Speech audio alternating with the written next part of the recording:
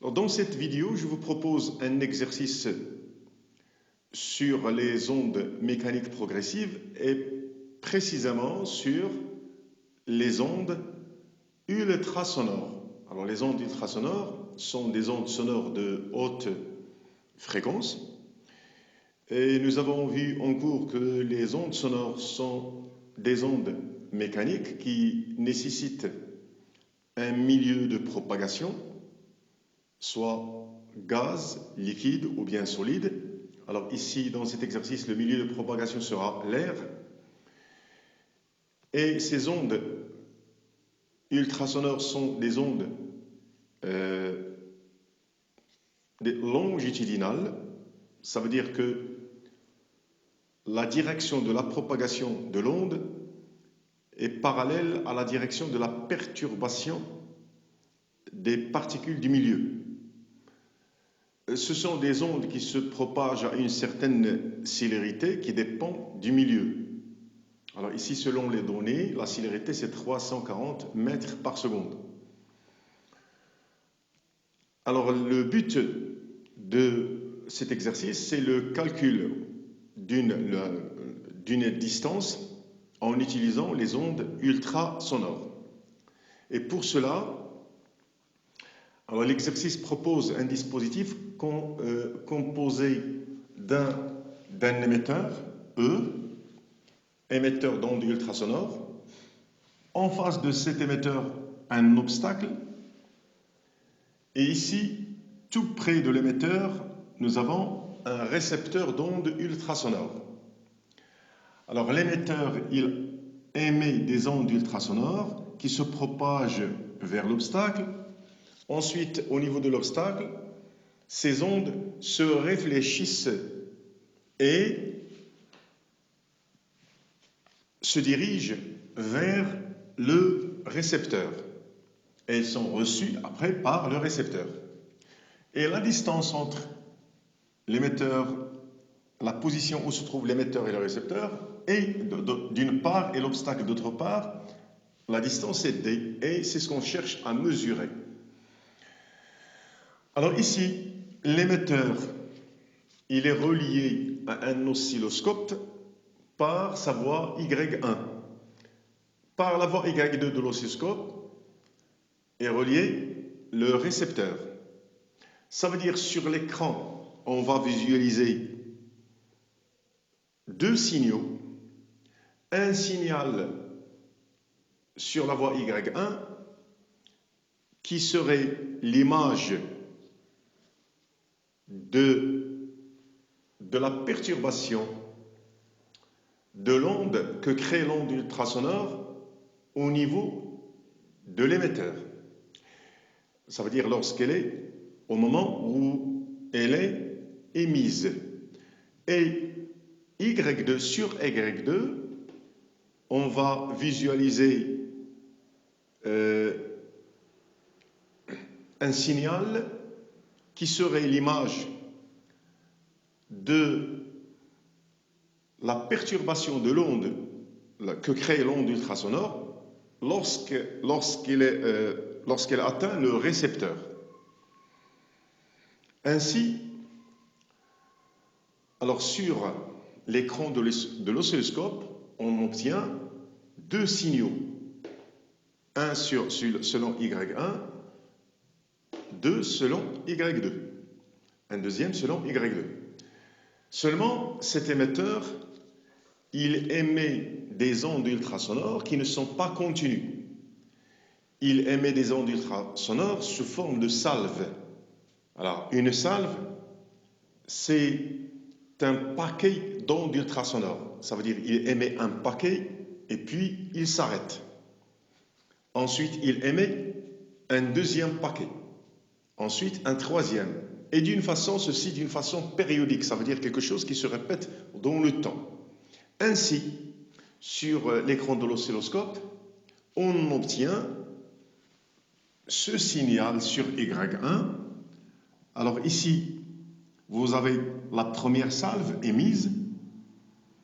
Après un certain temps, la deuxième salve. Après un troisième temps, un ça veut dire après une durée, et toujours la même durée, ça se répète pendant des durées consécutives et égales, on obtient la salve numéro 3. Et le récepteur aussi, il reçoit l'onde ultrasonore et il montre sur l'oscillographe, sur l'écran de l'oscilloscope, voici la salve 1 reçue et voici la salve numéro 2 reçue. Ensuite, la salve numéro 3, etc. Alors, la première question, on nous demande de donner l'expression de D. Alors, D, grand D, D majuscule, c'est la distance parcourue par l'onde ultrasonore entre, ou bien par une salve, depuis l'émetteur jusqu'au récepteur. Alors, entre l'émetteur et le récepteur, l'onde ultrasonore va faire un parcours de va-et-vient. Ça veut dire qu'elle va parcourir la distance D 2 fois. C'est la distance parcourue entre l'émetteur et le récepteur. Donc, D, tout simplement, est égal 2 fois T. Et en tenant compte de la réflexion de l'onde sur l'obstacle. Ensuite, on demande de déduire l'expression de la durée delta t que met l'onde pour effectuer un aller-retour. Alors, ici, en considérant que la célérité de l'onde est constante, alors la célérité de l'onde dans l'air, c'est la distance parcourue, aller-retour, divisé par delta t. Alors ce delta t, c'est le temps, c'est la durée mise par l'onde pour aller de l'émetteur jusqu'au récepteur. Donc V égale 2D sur delta t, ainsi on obtient delta t égale 2D sur V. Ici, on ne demande pas le calcul, on demande seulement les expressions. Ensuite, dans la deuxième question, on demande de mesurer sur l'enregistrement la période T des salves. Alors la période T, ça veut dire la durée de la répétition des salves. Donc, voici la première, voici la deuxième, voici la troisième. Alors on doit mesurer la période en considérant par exemple le front de la salve et le front de la première salve et le front de la deuxième salve. Ou bien, par exemple, entre le centre et le centre, ou bien entre le premier point et le premier point. Ou bien, pour être plus précis, on doit, puisqu'on a ici 3 salves, on doit mesurer la durée ainsi, comme ceci. On doit prendre 2 périodes et diviser par 2. Alors ici, on doit faire intervenir la sensibilité horizontale de l'oscilloscope. Ici, la sensibilité, c'est 1 milliseconde par division. Ça veut dire que chaque division ici correspond à 1 milliseconde. Donc, pour les petites divisions dont est composée là, ces grandes divisions, alors ils sont 5. Une division 2, 3, 4, 5. Alors, une petite division correspond à 1 sur 5. Ça veut dire 0,2. Un cinquième, c'est 0,2. Donc, si je mesure la durée entre la première salve et la troisième, ça veut dire que c'est 2 périodes. Donc, je vais faire cette mesure. Une division, 2, 3, 4, 5, 6, 7, 8. Ensuite, 2 petites divisions. Donc, 8 grandes divisions, puis 2. Donc, 8 plus 0,2 plus 0,2. Donc, 8,4. Alors, je fais le calcul. La période, cette période, T, c'est 8,4 fois 1 milliseconde par division, mais 8,4 c'est 2 périodes, donc je dois diviser par 2. Et j'obtiens 4,2 millisecondes. Ensuite, La question suivante, c'est calculer la distance parcourue par l'onde pendant la durée t, grand T, ça veut dire pendant une période. Quelle est la distance parcourue? Elle est notée D0. Alors D0, c'est la célérité fois le temps, ou bien je commence par la célérité égale D0 sur T. Donc, je fais l'application numérique. D0 égale 340 fois 4,2 10 puissance, ici il n'oublie pas, 10 puissance moins 3 pour convertir millisecondes en secondes. Parce que ici j'ai 340 mètres par seconde. Ensuite, j'obtiens D0 égale 1,4. Alors, mètre par seconde fois seconde, j'obtiens mètre. 1,4. Alors, si on fait le calcul, on trouve 1,428. 340 fois 4,2 10 puissance moins 3. C'est 1,428. Seulement ici, on vous demande de justifier le nombre de chiffres significatifs du résultat. Alors, observez ici que le nombre de chiffres significatifs des grandeurs avec lesquelles nous avons fait constituant le produit, c'est, ici vous avez le nombre de chiffres significatifs, c'est 3. 3, 4, 0. Ici vous avez le nombre de chiffres significatifs, c'est 2. 4,2. Deux termes. Alors, le résultat doit avoir un nombre de chiffres significatifs égal au plus faible, au plus petit nombre de chiffres significatifs de ces deux grandeurs constituant le produit. Alors, dans ce cas, je dois prendre non pas 3, mais 2. Donc, je dois mettre deux chiffres significatifs ici. Alors, 1,4, vous avez ici 2. Donc, j'élimine ce 28 et je prends seulement 1,4. 1,4 mètres. Donc, c'est la distance parcourue pendant une période. Ensuite, il faut faire cette remarque sur les amplitudes des deux signaux, émis et reçus. Alors, observez que l'onde ultrasonore reçue, son amplitude elle est plus faible que celle émise. C'est normal parce que au cours de sa propagation, une onde mécanique s'amortit, donc son amplitude diminue. Et on passe à la troisième question. Alors dans la troisième question, on définit taux comme la durée séparant la trace d'une salve émise et la trace de la salve reçue immédiatement après. Alors ici, plusieurs cas peuvent se présenter dans ces deux. Alors, premier cas. Voici une salve émise, la salve numéro 1. Nous avons appelé 1. Ensuite, après une période, émission de la salve numéro 2. Après une période, la salve numéro 3. Alors ici, vous avez la salve numéro 1 reçue. Ça veut dire, après l'émission de la salve numéro 1, il y a la réception de la salve numéro 1. La chronologie, selon la chronologie dans le temps, vous avez une salve émise, ensuite vient la salve reçue. Ensuite, après la salve 1 reçue, la même salve reçue, il y a émission de la salve 2. Ensuite, la salve 2 reçue et la salve 3. Alors, dans ce cas, voici le temps qui sépare une salve émise et la salve reçue immédiatement après. C'est la même salve.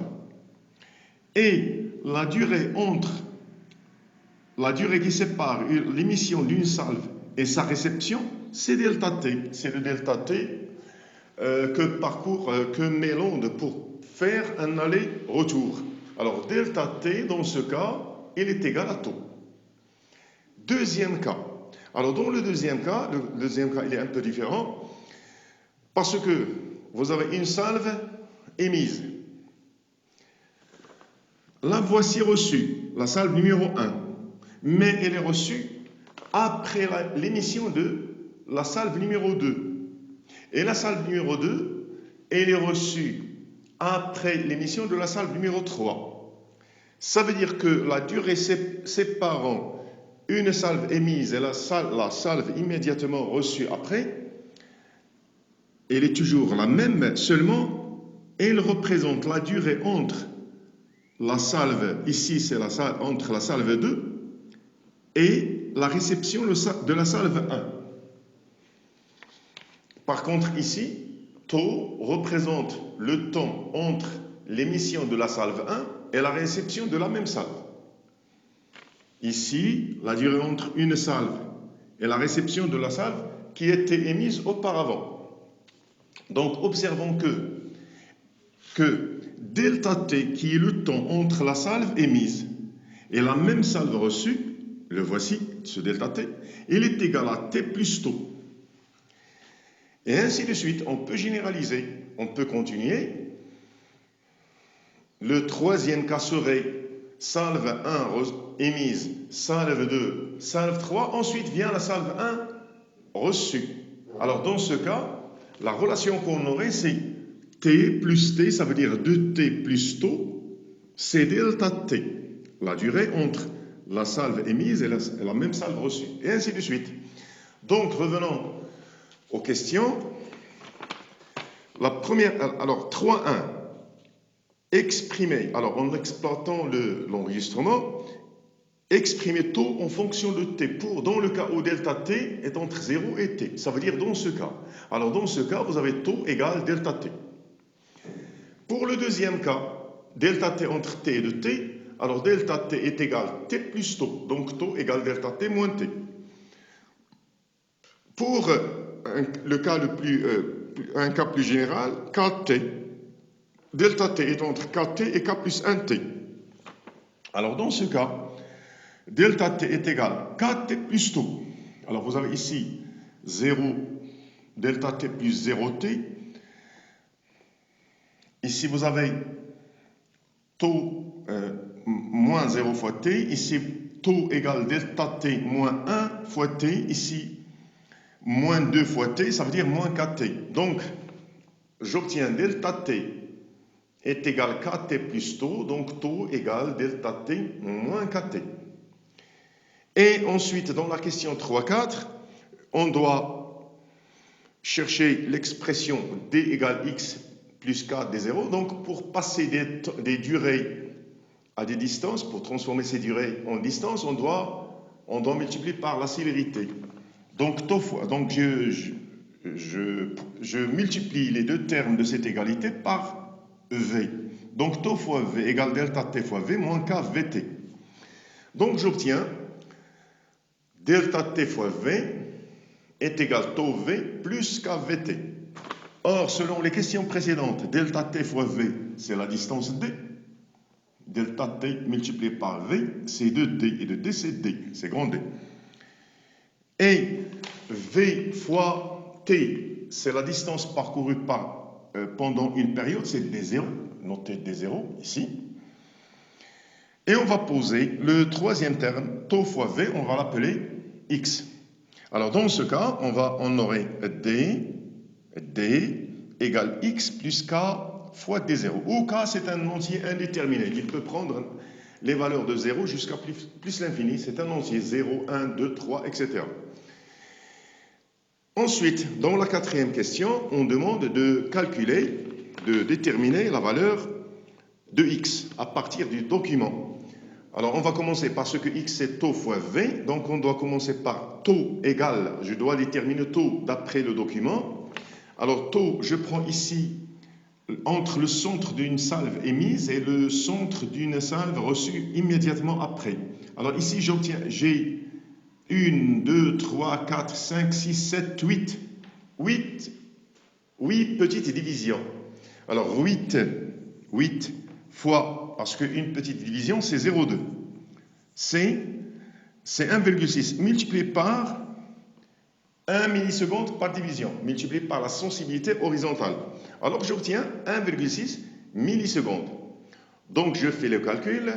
1,6 10 puissance moins 3, parce que je dois convertir millisecondes en secondes, fois 340 mètres par seconde, donc je simplifie par seconde, et j'obtiens x égale 5. Normalement, c'est 5,44, mais pour respecter le fait que le nombre de chiffres significatifs, c'est 2, alors je vais prendre seulement 5,4 10 puissance moins 1 mètre. Et si je multiplie par 10 puissance 2, je convertis cette unité en centimètres. Ça veut dire j'obtiens 54 centimètres.